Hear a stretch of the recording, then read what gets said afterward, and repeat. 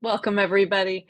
This is the workshop called Designing Digital Data Collection and Transcription Workflows, working with social media and Otter.ai. Super excited to have everybody here, and I'm excited to learn more. I'm going to, before we get started, and I'll put these in the chat again, I'm going to put into the chat four opportunities that Trina and Jessica have shared with us.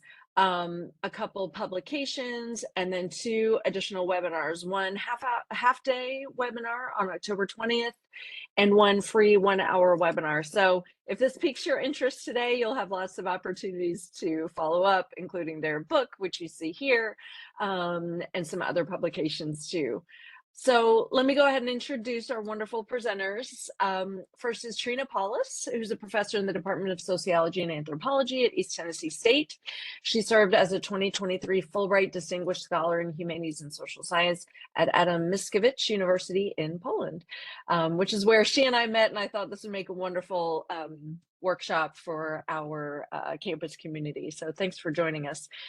She's the author of multiple books, as you'll be able to see on her bio for this event, including Doing Qualitative Research in a Digital World. She and her co-authors won the 2018 Neil R. Norick Special Issue Award for the microanalysis of online data in the Journal of Pragmatics and Distance Education Best Practice Award from the Association of Educational Communication and Technology.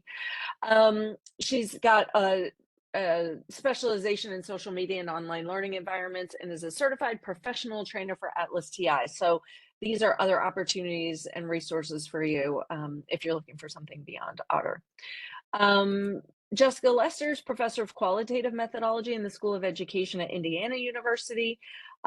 She's trained in cultural studies and qualitative research methodology and is interdisciplinary in her approach. She focuses on the study of language-based methods, digital tools in qualitative research, and disability in qualitative inquiry. She also has gotten many publications and many journal issues and many awards as well, including the 2022 American Educational Studies Association Critics' Choice Book Award. So we are super excited to have both of them here today, and I will go ahead and turn it over to our presenters. Thank you. Thank you, Christine, and thank you for inviting us to join you all today. I'm Jessica Lester and joined by Trina Paulus. We are very much looking forward to sharing with you all today about designing digital research workflows for qualitative research, with a particular focus today on data collection, particularly in social media contexts, as well as transcription workflows. We'll touch on various transcription options, including Otter.ai. But to get us started, we wanted to invite all of you to just dump into the chat. Next slide, please. Dump into the chat your kind of initial gut level response to this question. What's one word that describes your current research workflow? As we're going to be focused on discussing digital workflows today, we always like to do an initial check of where folks are at with their workflow, and at the end, kind of see if you learn some new things that might shape how you envision and experience your workflow moving forward. So just one word or phrase, if you could just dump it into the chat, that captures your workflow as it is today. I see choppy, halting with a question mark, crisis management. These are all great.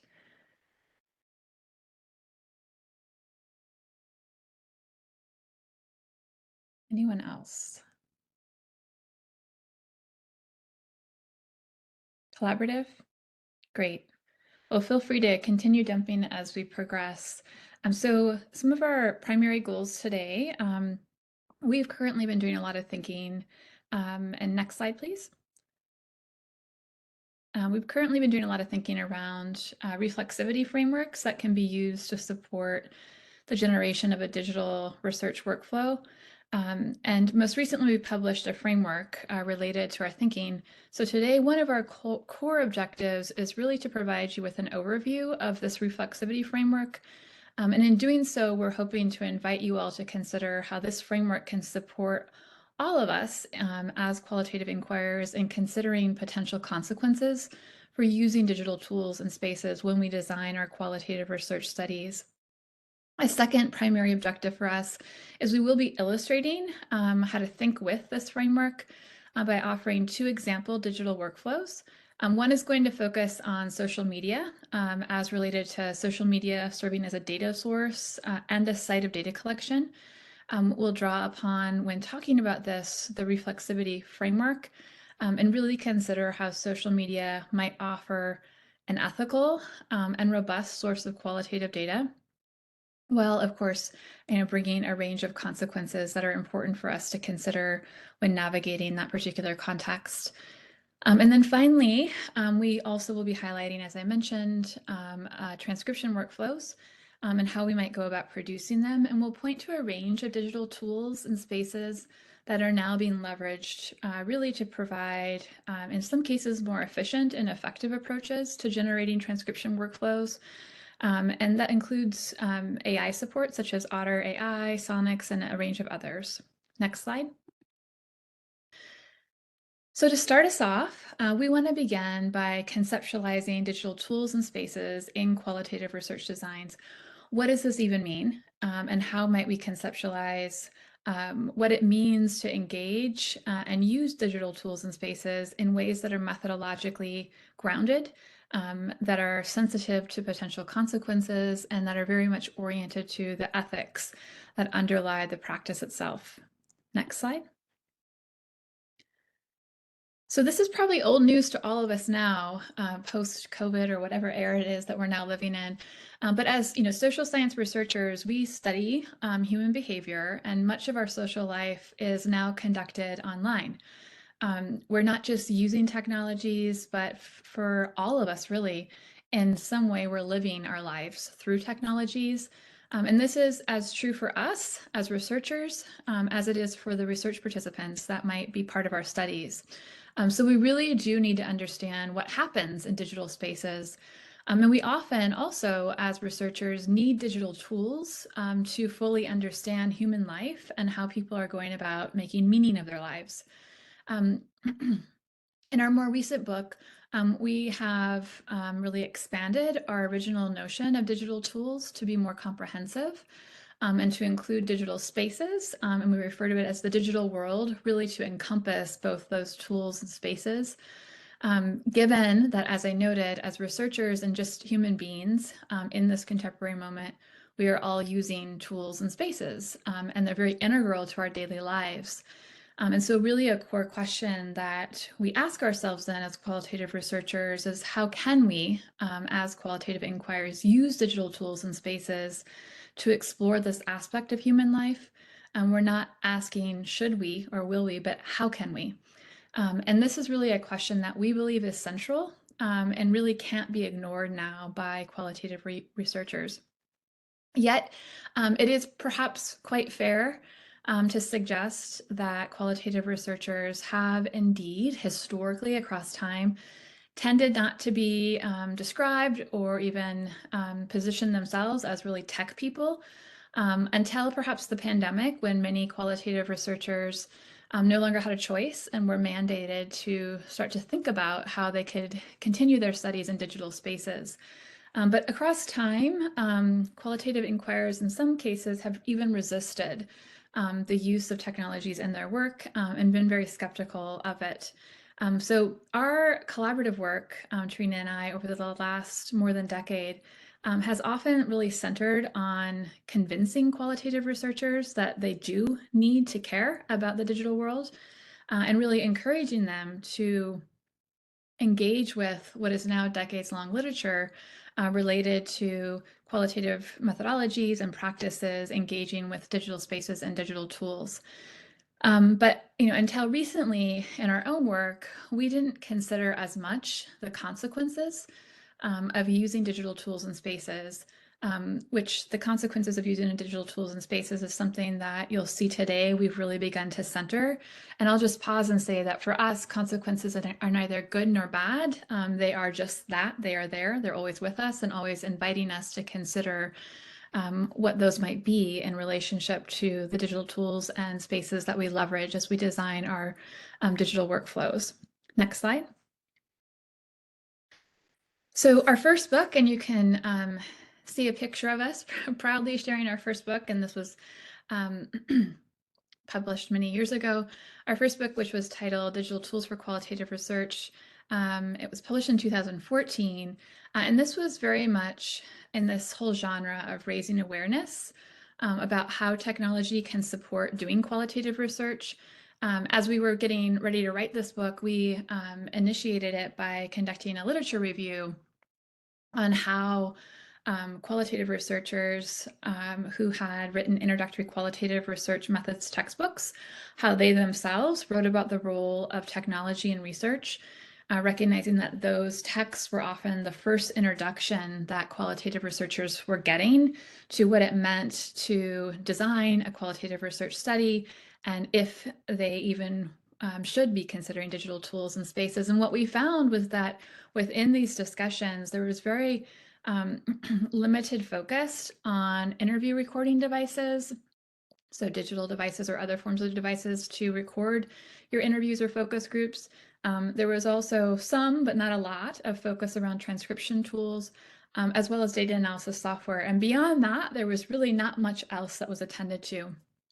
And moreover, the authors of these introductory textbooks often used what we termed cautionary language, where they were really warning qualitative researchers to be very careful about, for instance, using technologies to transcribe, or the potential for qualitative data analysis software to do something that they didn't think it would do and would take over their analysis. So a lot of cautionary language was used.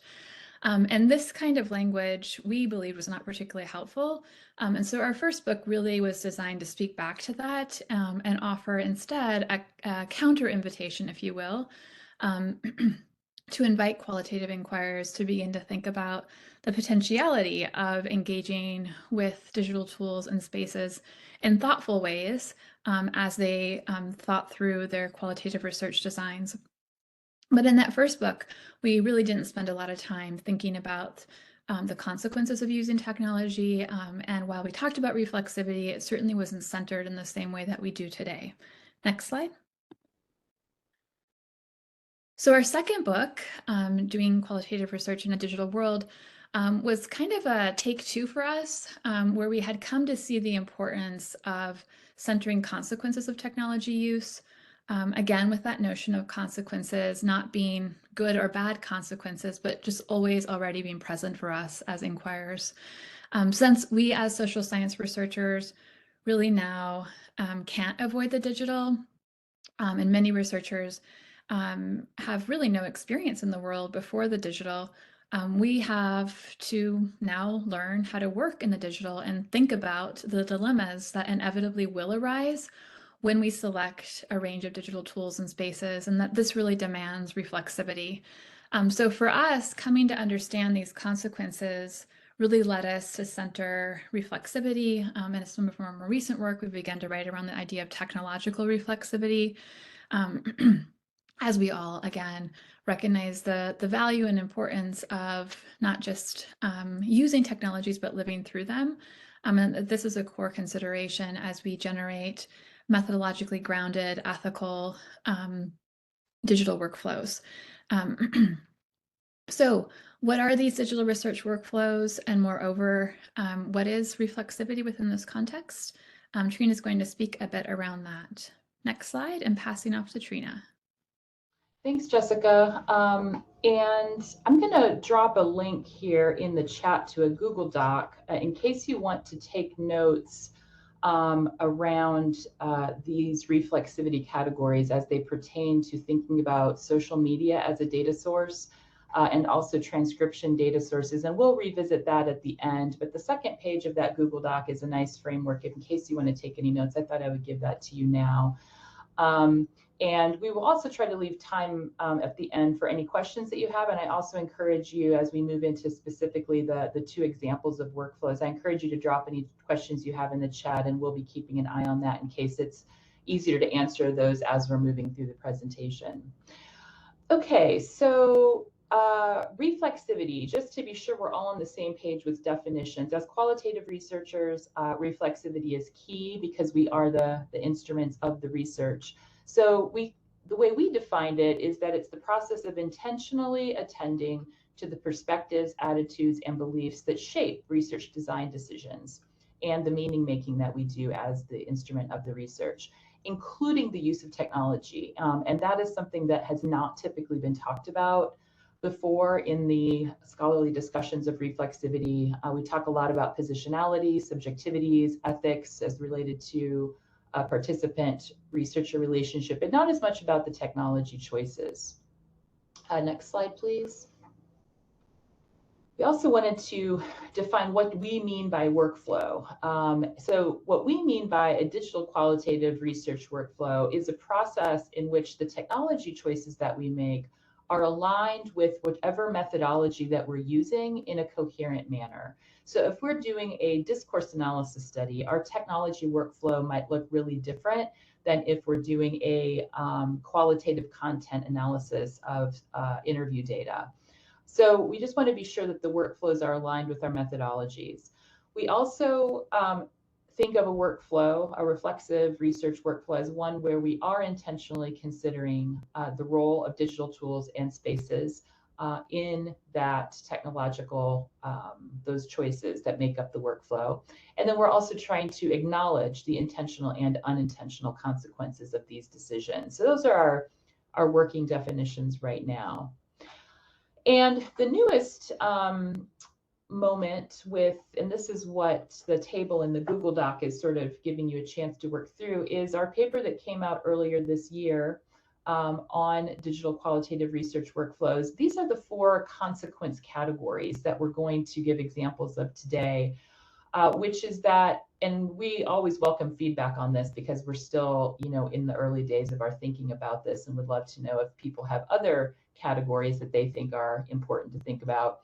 But how we enact methods, the design of the technologies, human relationships, and knowledge production and outcomes. So digital research workflows, when we choose technology, it's going to impact how we enact methods. Doing interviews on Zoom is going to change how we do interviews, for example. So we want to think about how existing methodologies and methods are going to be adapted when we use technology. There's also times in which the technology itself isn't good enough or doesn't work well enough to give us the ideal research workflow. And in that case, we have to think about how digital workflows adopted by researchers may reversely impact the development of the tools and the technologies. And I'm going to give some examples of that. Sometimes the digital tools and spaces need to change. The third consequence category is one that I would say we think about most often in qualitative research overall, which is that human relationship. How does our research impact all of the humans involved? And then how especially does digital workflow impact humans? There are always political consequences to the choices of using digital tools and spaces. We're always including some people and excluding others. So being intentional about that is really important. And finally, how the outcomes of the research are going to change. When we change methods, when we change tools, when we change relationships between people, that's going to change how the study is conducted and change the knowledge production and what can be produced from that study. So here we're asking questions like, how can we ensure good outcomes? What kind of knowledge can be produced? Whose ways of knowing are being prioritized and whose are being ignored? And I just realized that I forgot to say to change the slide. I'm so sorry. After I assured Amy that we're so used to saying next slide, we forgot. So here you'll see the visual representation of those 4 consequence categories. And again, if you want to kind of revisit that throughout the rest of the talk today, that is in the Google Doc link. Okay, now we're going to go to the next slide. So when we're doing designing research studies, we really always encourage people to start by thinking about the methods that we're using. And so these are 9 design considerations for designing research overall in terms of methodological decisions. And each one of these considerations has its own workflow that may or may not include technology. Even engaging the literature reviews now have a very technologically focused, or can, literature review process where we're using all sorts of digital tools and spaces. I think if you click twice more on the slideshow, we'll have a couple of arrows drop down. What we're going to really focus on are considerations 5 and 6, which is generating qualitative data in new ways through different types of social media, and analyzing qualitative data, especially after it's been transcribed. So we're looking at the recording and the transcript, or I should say, what is the actual data? Is it the event itself? Is it the recording of the event? Or is it the transcript, or all three? And how do digital tools and spaces intersect with that? So we have, these aren't the only 9 design decisions when we're doing qualitative research design, but there are 9 that we talk about in the book, all of which do have consequences. Okay, and we can go to the next slide. So in the journal article, we specifically talk about transcription. So if you, really are even more interested in what we talk about today, you can go there for sort of the full picture. Transcription is one workflow, and like I mentioned, engaging the literature, selecting sites and participants, generating data, transcribing and analyzing data, and representing and sharing findings. And the goal is to generate workflows that are both conceptually and methodologically driven, so that they can answer the research questions in methodologically coherent ways. All right, next slide, please. So as we get ready to look at social media as a data source and to think about workflows around that, just take a minute to drop into the chat whether or not you've ever used social media as a data source in your own work, or if there's a particular source of data from social media that you are interested in maybe learning more about as a source of data for qualitative research.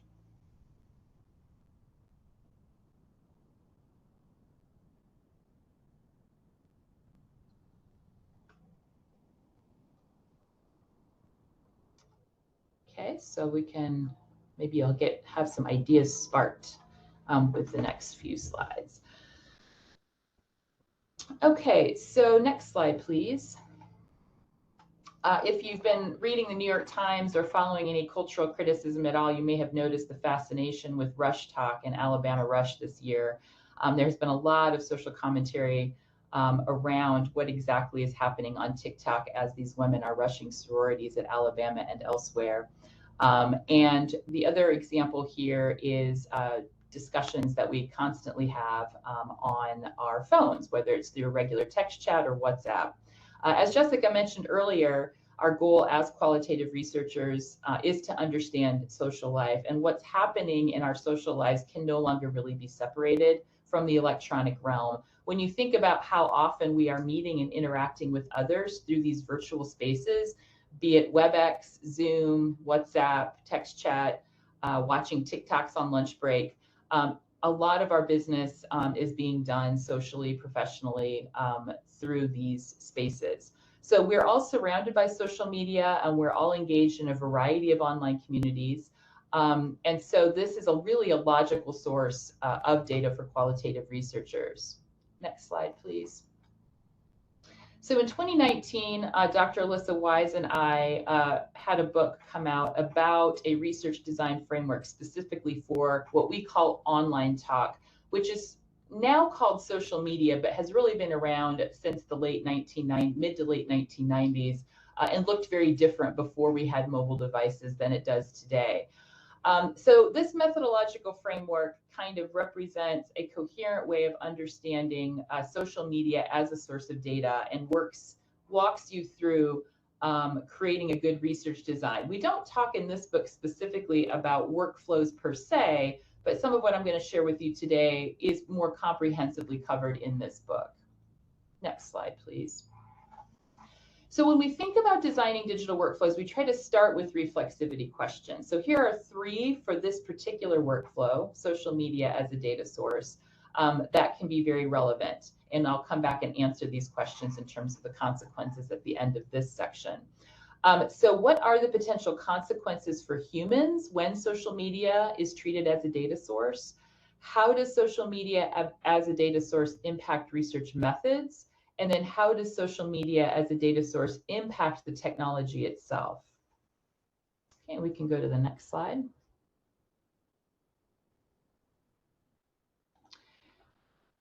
So if we think about the human consequences, so the question I get asked most is whether or not it is okay to look at social media data as research data. Is it okay to treat online talk as a source of data?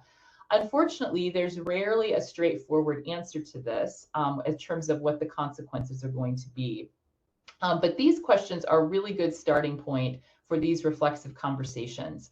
And one thing I always want to say is that the IRB at your institution or the review board is sort of is one of the stops along this decision-making path, but not the only one.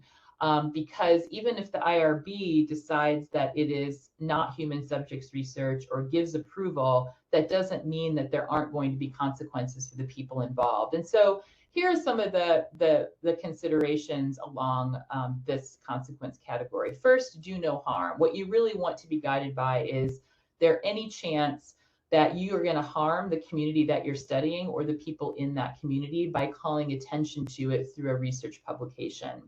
And part of how you can decide this is how sensitive is the content? What are they talking about in these spaces?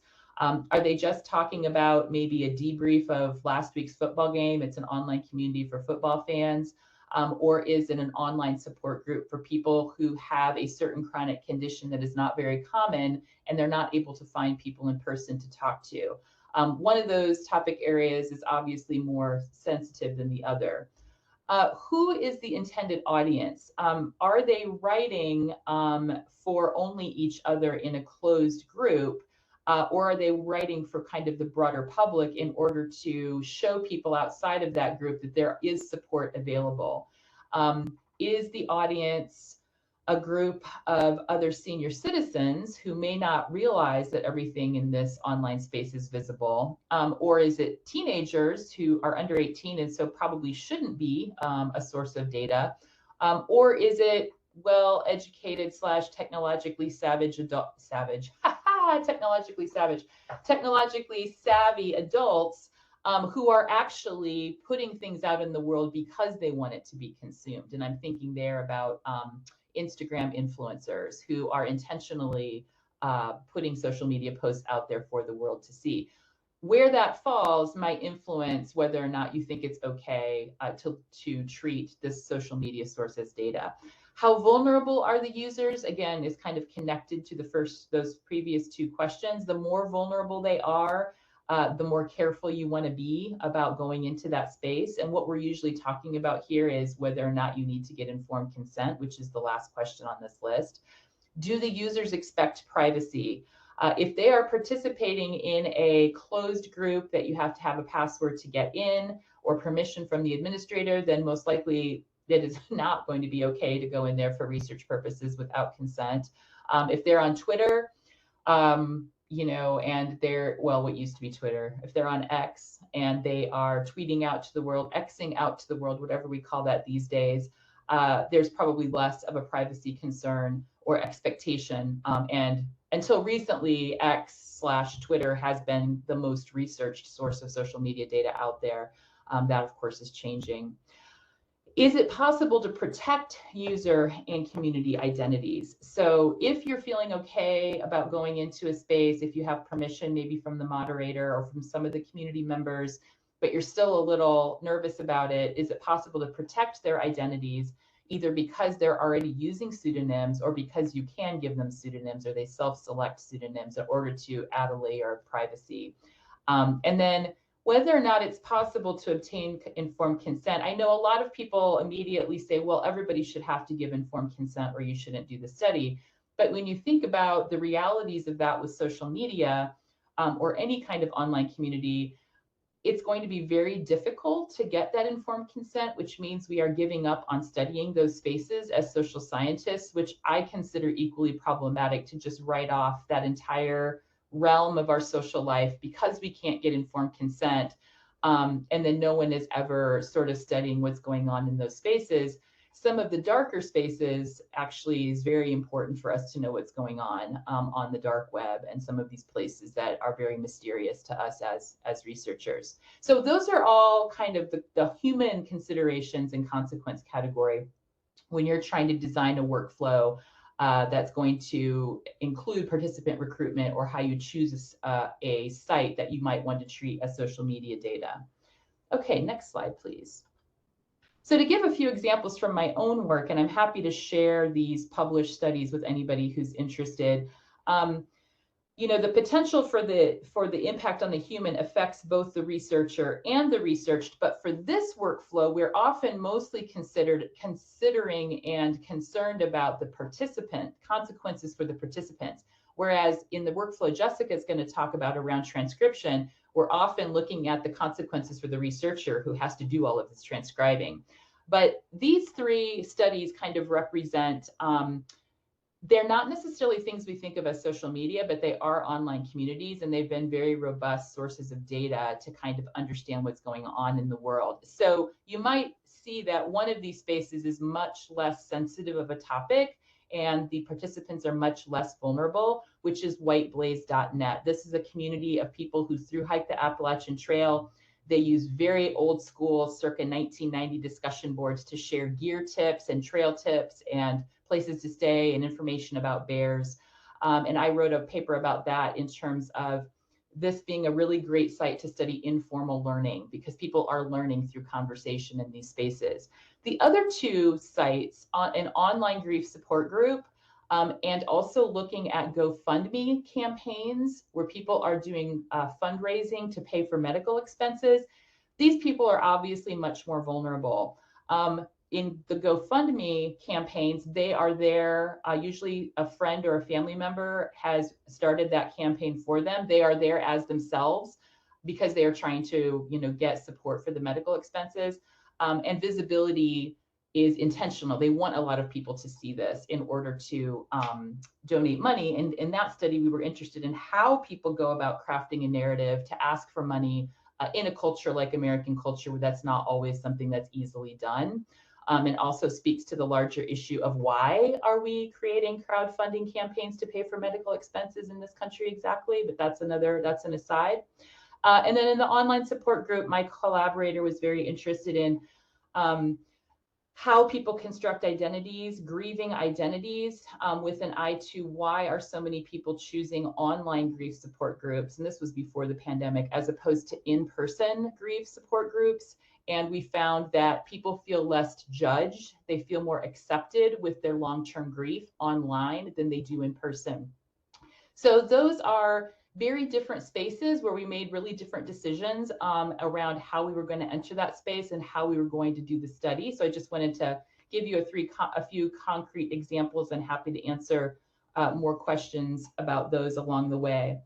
The second reflexivity question, how will social media as data impact methods? So one issue is that we now have, oh yes, thank you, next slide. We now have a huge amount of data that is accessible to us. And as qualitative researchers, we are usually used to working with small data sets. We go deep in qualitative research. So we're doing interviews, focus groups, document analysis, participant observations in particular contexts. We usually have a great depth of data, but we don't always have the breadth. But with social media, that's really changed.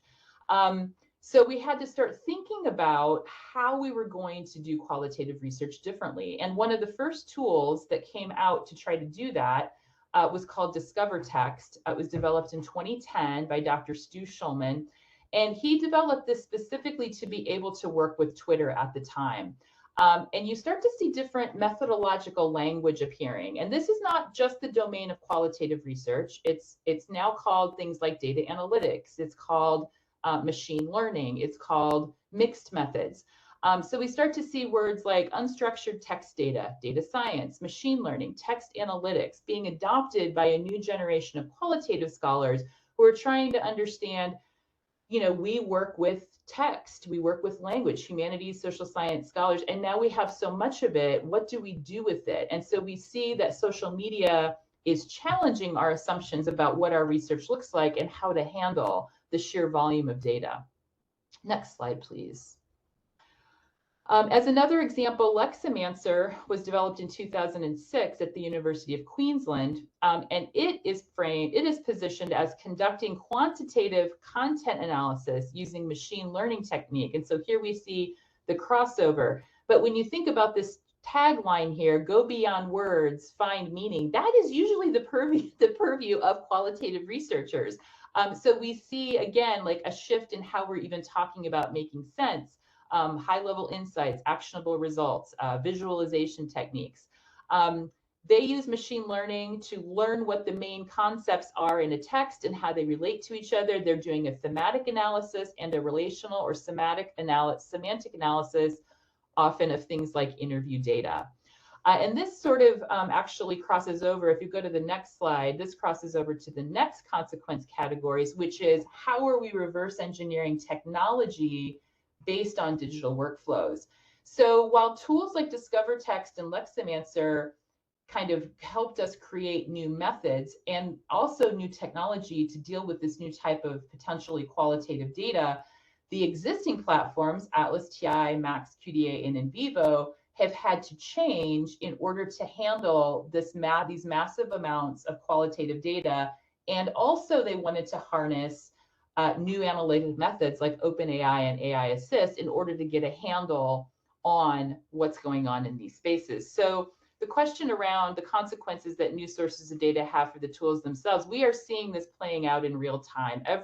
Feels like every week these tools are updating in order to really capture the strength of the algorithms of the AI, which is being used to both retrieve, extract, and analyze the data.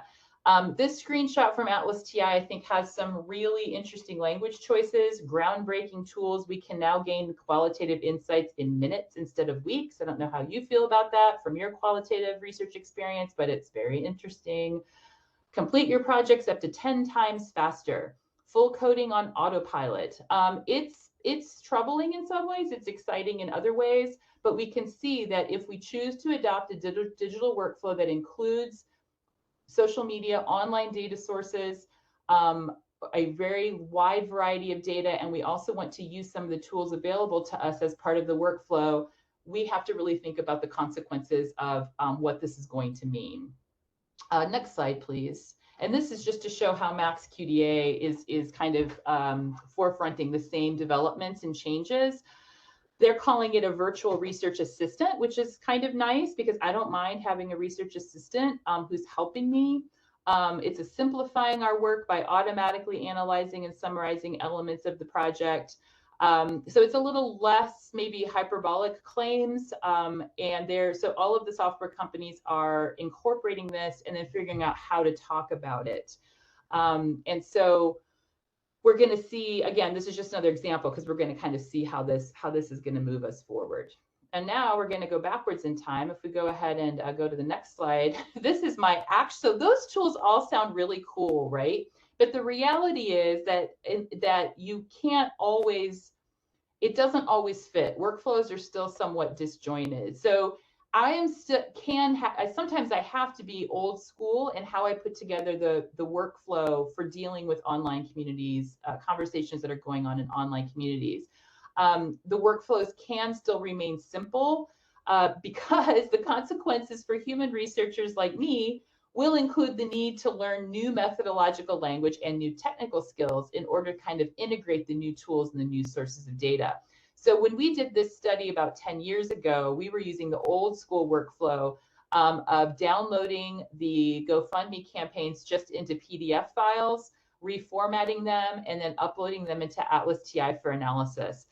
It was the fastest, the most straightforward, and the least expensive, as opposed to hiring a programmer to scrape all of that for us. And then, of course, the new AI tools weren't out yet. So this is just an example of a very simple, straightforward tool. If you love the idea of online talk as a data source, but don't love the idea of having to learn all of the new tools quite yet, there is still kind of an old technology approach to doing this. Okay, next slide, please. So to come back to the consequences of social media workflows based on those reflexivity questions, treating online conversations as data may not be okay with the people who wrote the posts. There could be an impact on humans. Large data sets will transform how we think of qualitative data and how to analyze it. This is the impact on methods. Analysis software is adapting to support systematic capture, organization, and analysis of large data sets. There's an impact on the technology. And then understanding the new methods and new tools can be a challenge for researchers. That's the impact on humans. And so now I'm going to turn it over to Jessica to talk about transcription workflows, if we want to go to the next slide. And the question we'll just ask you to think about here is to share with us if you ever have used an AI-driven transcription service like at Otter.ai or not. Thank you. Jessica, I'll turn it over to you. Thanks, Trina. So as Trina mentioned, I'll be walking us through another digital workflow example, and that is transcription. Just to start us off, many qualitative researchers, I would imagine this is true of all of you, orient to transcription as really primary to their research process. And in many cases, transcription is almost synonymous with what it means to be a qualitative researcher. Now, whether it should be or not is a whole nother topic, but it certainly historically over time has become really coupled with a lot of the work that we do as qualitative inquirers. Next slide. Thank you.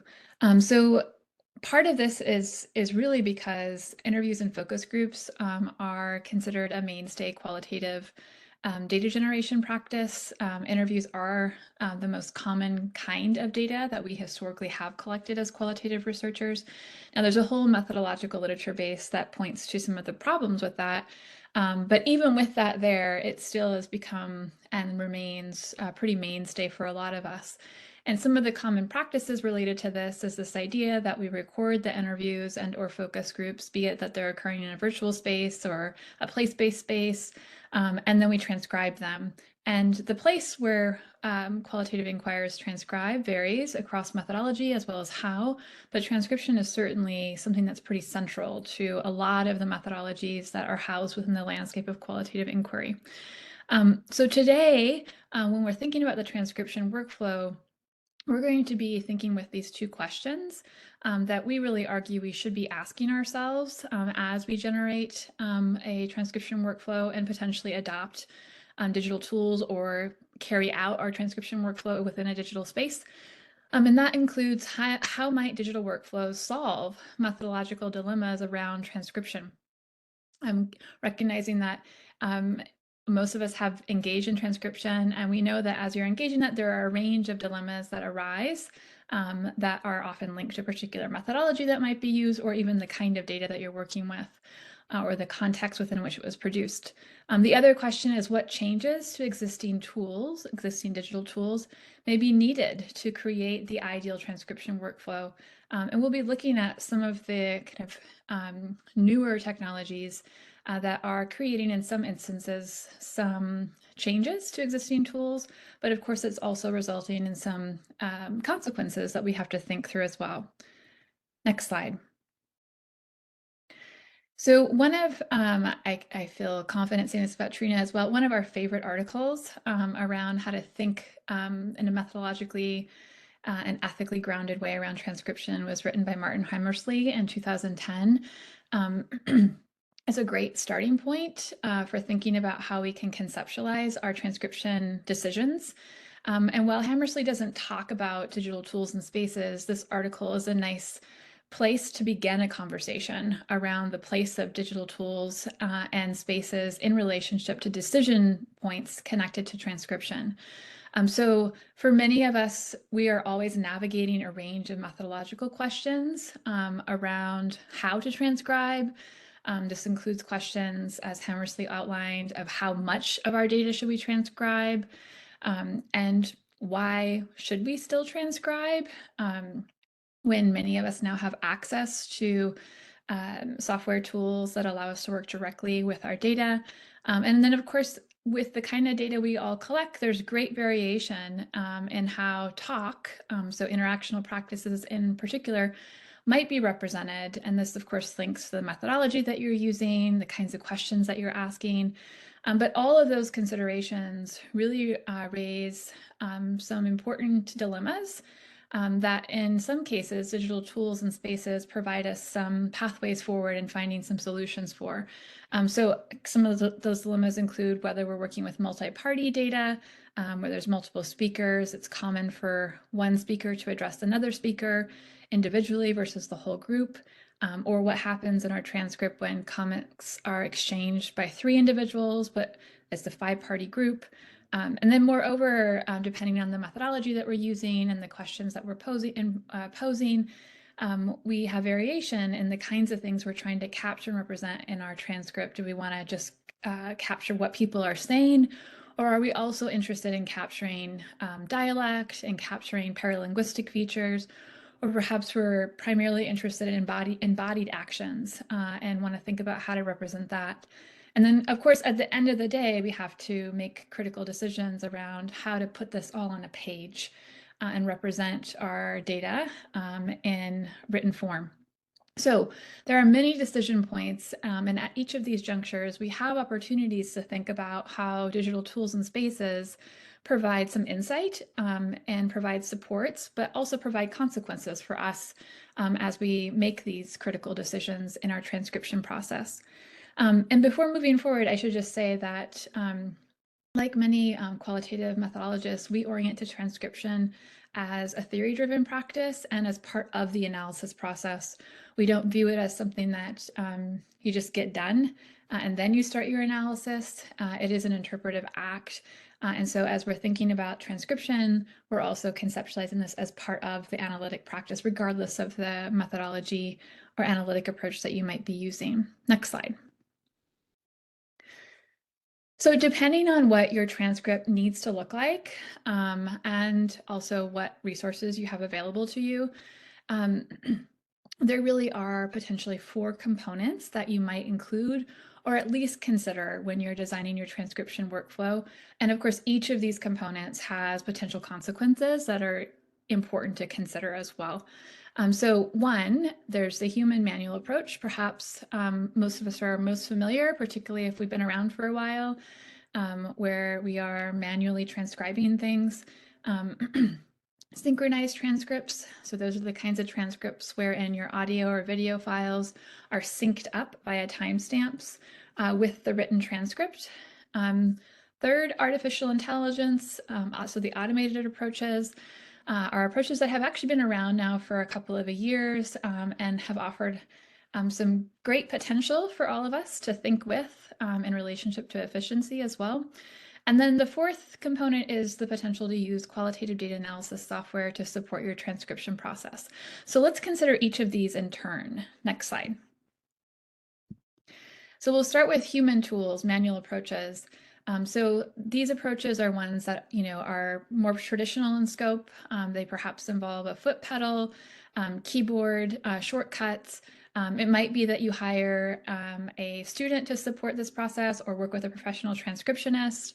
And of course, there are consequences to this, one of which, if you've used the traditional approach, you're perhaps fully aware of, is it's a very time-consuming process. And it can be expensive, particularly if you are engaging with professional transcriptionists or hiring graduate students to support this process as well. But one of the things that is important to keep in mind is another consequence is that it does keep you close to your data. So you're very immersed in your data. And this gets back to that point of transcription is indeed part of your analytic process. So you're gaining familiarity with your data as you engage in this in-depth transcription. So the transcript and many of these approaches that have been kind of more traditional is often oriented to, however, as the primary data source. In fact, what we often have seen happen historically is, you'll even see this in methods literature, first step, transcribe your data, now analyze your transcript, meaning that the audio or video recording goes away after the transcription has been completed. And there are consequences to this, one of which could be that we lose closeness with our data as we move further and further away from the actual event that we're interested in analyzing. Next slide, please. So synchronized transcripts in many ways is a response to that. So this again is the place wherein a transcript is linked to the recording. So both the synchronized transcript and the recording are treated as potential data for you as the inquirer. This is a particularly useful development as it really does push back and help us think through more about what counts as data. And there are a range of software packages that can support the development of synchronized transcripts. Things like InkScribe, perhaps some of you have used that in the past. It's been around for some time. Transana is another package that allows us to generate synchronized transcripts. Elan is a free package that many folks in linguistics have long used. And many of the big qualitative data analysis software packages also have a synchronization feature as well. And those packages such as NVivo, MaxQD, and Atlas.ti, there's some variation in it, but they often do provide that option for you. So some of the consequences to think through is synchronizing your transcript does require an additional step as you're preparing your data. And it is time intensive because you are going over and over and over the transcript again and again as you sync up your transcript.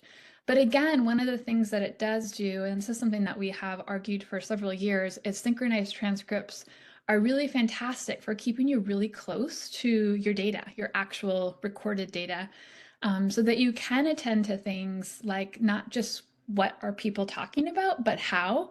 The how is often what gets lost. That meaning gets lost in our transcript, particularly if we move away from the recording.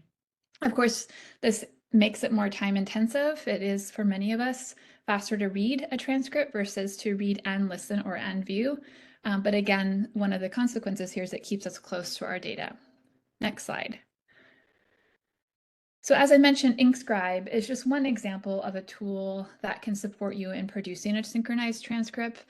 So what that means is you'll add your timestamp. So you see here video recorded data on the left-hand side, and on the right-hand, the transcript. And it's hard to see, but on each line, you'll see at the top line that there is an actual timestamp there. So what you're allowed to do then is you can click on timestamps and it will bring you directly to that segment of your video or audio recording. And again, you can attend to not just what is said, so which would easily be represented in the transcript itself, but how things are being said. Next slide. So one of the third components that's an option for us as we generate our transcription workflows is that we can leverage automated voice-to-text tools, so artificial intelligence. So AI-generated transcripts, I think, provide for many of us. I hear a lot of excitement from my graduate students around this, and a lot of pleasure when they learn that this is an option for them. One of the things that it can afford us is it can save us time on the front end.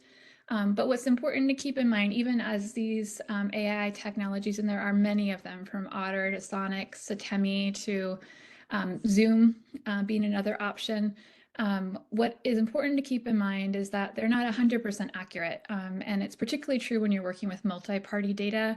And also there are some limitations in what languages are supported, as well as the accuracy of those languages, even if they claim to be supported. So what that means as far as consequences is that even when you're using them on the back end, it does require human editing.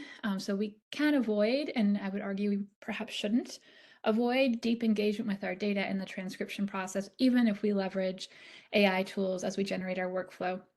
In addition to that, there are some kinds of data that some IRBs, for good reason, do not allow you to upload to the cloud, which is where you upload your video or audio data when you're using these AI-supported transcription tools, because of data security reasons. And this is often the case with health-related data, where your IRB doesn't allow you to leverage them. So that's an important thing to keep in mind. What kind of data are you planning to collect? What degrees of sensitivity do you need to consider in relationship to your data? And is it okay for your data to live in the cloud? And what are the consequences if something were to go awry with your data living in the cloud? So those are important things to consider as you envision potentially some of these automated voice-to-text tools being part of your transcription workflow. Next slide. So this slide here, just as a reminder that we may actually want humans to be involved or not in the transcription process, and also recognition that while many of these packages do claim to support 40+ languages, there is an emerging body of literature that says that the support is variable, but there's good potential for an explosion of these kinds of tools to support a multilingual approach within qualitative inquiry. But of course, at this stage, we also still want to keep ourselves involved in the process of transcription. Next slide. So the final fourth component is qualitative data analysis software as a potentially central tool that can be used as part of your transcription workflow.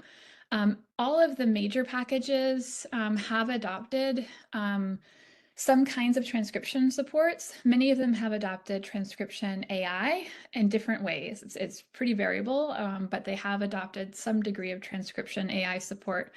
One of the pluses of using a qualitative data analysis software to support your transcription is that you can potentially use the package as a one-stop shop. So it's the place where you're storing your collected data. You might even leverage one of the packages that has data collection tools to collect your data with the package, store it there, carry out your transcription in the same project file, synchronize your files in the same project file, do all of your analysis there, and even use the tools that can support the write-up of your research report in the QDOS package, the qualitative data analysis software package that you've selected to use. So there's good potential. In fact, we in our own work have often oriented to the value of QDOS as being because it is this one-stop shop where an entire project can live and all of our workflow can be within it in a very transparent, systemized way. And we have this really rich audit trail that we produce all throughout the process, from the early stages to the latter stages. So that's a real plus of using the same platform. Importantly, if you're using QDOS packages for transcription, of course, you are going to still need to be involved. There is human editing. In fact, many of the packages require a great deal of human involvement and only peripherally engage with AI tools. And in many cases, depending on the kind of data you're working with, many of these packages tend to be a bit clunkier, particularly with video data or larger data sets. And so your process might be a bit slower as you navigate the clunkiness of the systems itself. Next slide. With that said, as I noted, many of these packages really are integrating various AI tools. MaxQDA is a great example of this. So they've integrated Sonics, which is an automated transcription tool. So basically what you do is you can bring in your automated Sonics transcript right into your MaxQDA project file, literally with the click of a button. So you can then code your audio, video directly. You can synchronize your transcripts and the recording. You can clean them up there. You can do that human editing. MaxQDA also allows you to integrate a foot pedal if that's part of your workflow to generate shortcuts to make your transcription process a bit more streamlined. And then, of course, you can carry out your analysis to its ending point within the same package. So you can, when using MaxQDA, leverage at least one AI transcription tool if you so desire. Next slide. So in contrast to MaxQDA, Atlas.ti focuses on importing transcripts that are auto-generated in like a package like Zoom or Otter.ai or even Sonics. So that happens outside of it, and then you import the transcript in. And then of course you can synchronize the transcript once it's in. You could also directly code your audio or video file or decide to transcribe within it itself. Next slide. And so in vivo, one of the big three QDOS packages has a different approach that they take. They actually offer a distinct module or like a separate module for transcription.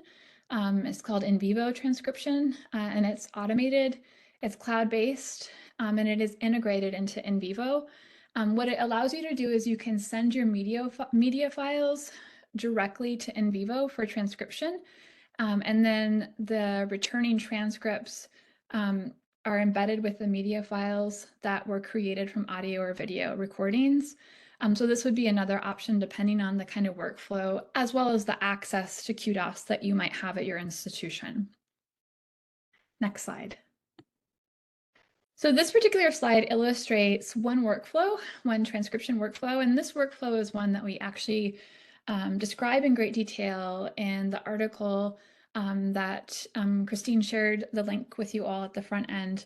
So if you're interested in the nuances of this project and why the workflow is set up this way, you can turn to that article. But essentially, within this particular workflow, the interaction was recorded in Zoom, uploaded for Otter.ai to produce an automated transcript, and then uploaded into InkScribe, both the recording and the transcript for synchronization.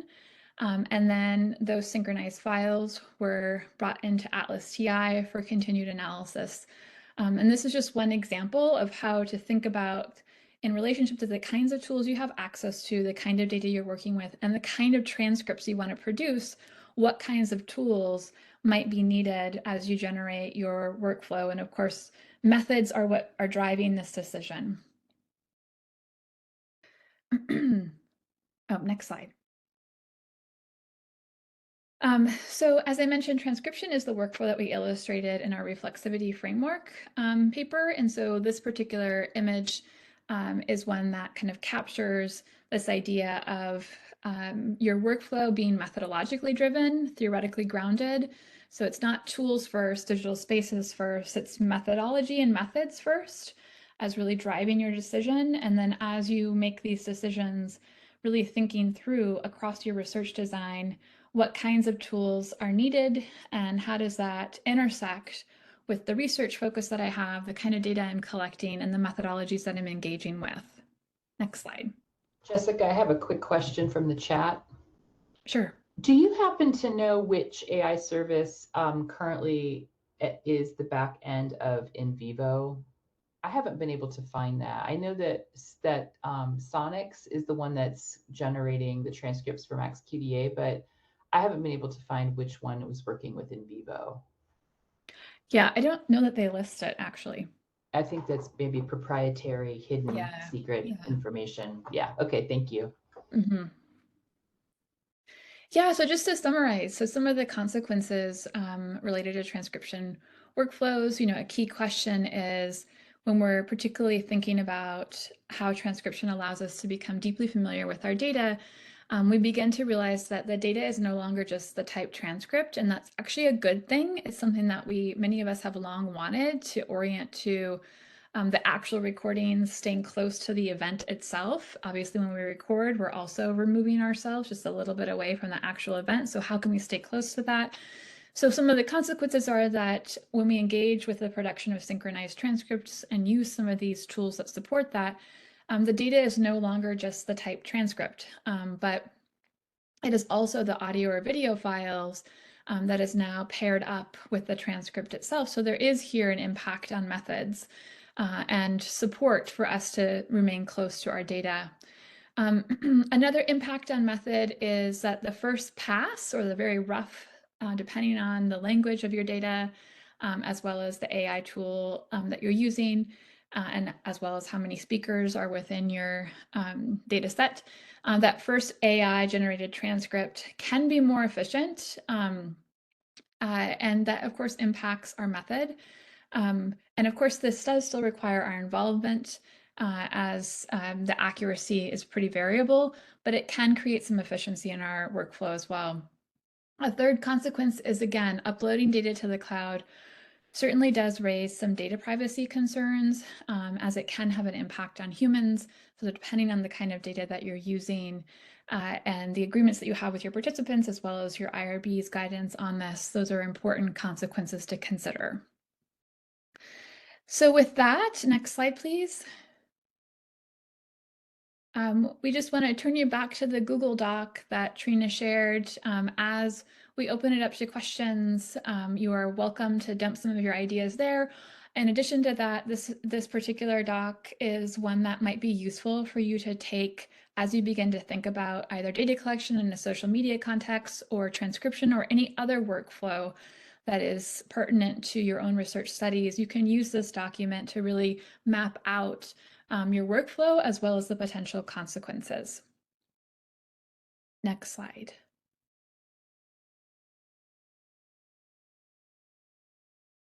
Trina, I'll turn it back to you. Yeah, so we'll just open it up for questions, either on what we talked about. I guess we can stop screen sharing for now, probably. That way we might be able to see each other better. Any questions you have about what we touched on today, or anything you were hoping to learn today that we didn't touch on that we can follow up with? We might be able to answer now or could follow up with you on. Trina and Jessica, fantastic. I'm super interested in all of these pathways. Could you talk about the ways that using Twitter data may have changed given the changes to Twitter? Yes. So the biggest change has been the API. So I cannot remember what API stands for, but it is the portal that when social media companies provide an API, it's the language that talks to the software that's trying to extract that data. For a long time, like Discover Text, that software that I mentioned, they use Twitter API to pull in Twitter data on a regular basis. So did Atlas TI for quite a while. I was using Atlas TI to pull in 500 tweets on a certain hashtag, and it automatically would pull them in and I could analyze them. Well, when Elon Musk bought it, he shut down the API at one point. And as far as I know, it's still not active. So it's much more difficult. I don't think it means that you can't use it, but it makes you have to come up with workarounds where you're hiring a programmer or doing your own programming language in order to extract the data from the software. And if anybody here in this meeting today has experience with Twitter and wants to share, I would love to hear your experience as well. And then the blue checkmark system is completely different now, whereas before the blue checkmarked verified users added some level of authenticity to that account that you knew it wasn't a bot. That has all been completely upended, where now you're pay to play, and so people behind the bots could pay to play and have a blue checkmark, but it's not a real authentic person. So, and bots has always been an issue with Twitter, but those are two big examples. And then the algorithms are completely different now. So, I know when I used to be, well, I am a pretty big Twitter user, and I don't see it all the same feed that I used to. A lot of people are just gone too. So it's really hard to, this is why it's so important when you're using social media data and social media platforms that you really talk about the year in which you collected the data, because Twitter X now is nothing like X was 5 years ago. So the kinds of questions we can ask and the knowledge production outcomes are going to be completely different. Does that help with some of what you were curious about? Yeah, it does. And I mean, is there data out there on whether the users are different now? Like smaller, like you said, right? Possibly, or is it a different compilation?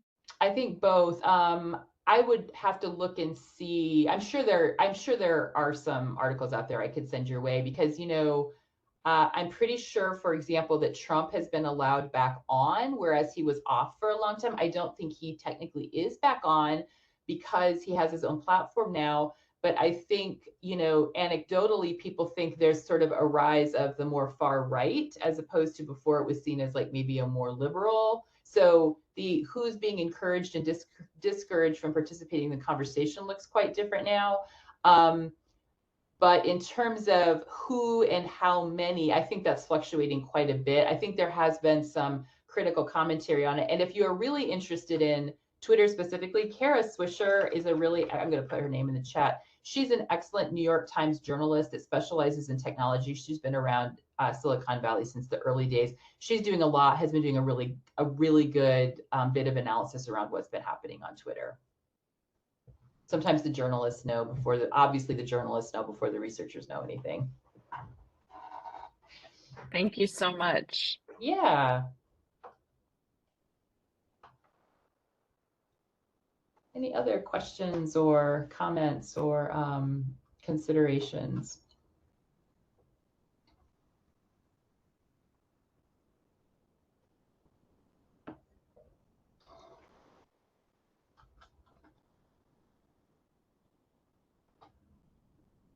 You're very welcome, everybody.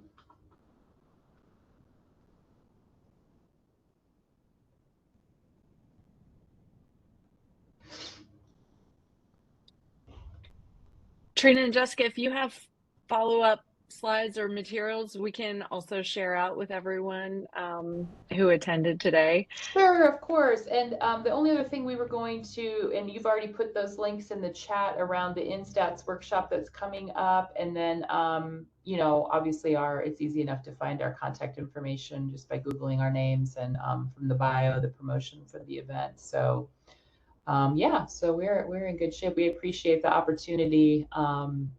It always helps us as we talk through these ideas. We think of new issues and things that we hadn't considered before. So it's always a pleasure. Fantastic. I'm so glad to have you. I learned a ton, and I'm sure everybody else did too. It's a lot to take in, so I think we'll be processing this for a long time, but I look forward to getting your book so that I, you know, have a reference point. Yes, well, feel free to reach out anytime. We're always happy to answer questions. And that is a common reaction, is people are so overwhelmed that they don't even know what to ask right away until they've processed it a few days. So look forward to hearing from any of you. Again, don't hesitate to reach out. For sure, we will. Okay, last call. Anybody? Final questions? I see a lot of kudos in the chat. So thank you all so much for joining us. Thank you again to our presenters. Hearing nothing, we will go ahead and close. Thank you so much again. Thank you. Thank you. Bye-bye. Take care. Okay, everyone. take care. Bye-bye.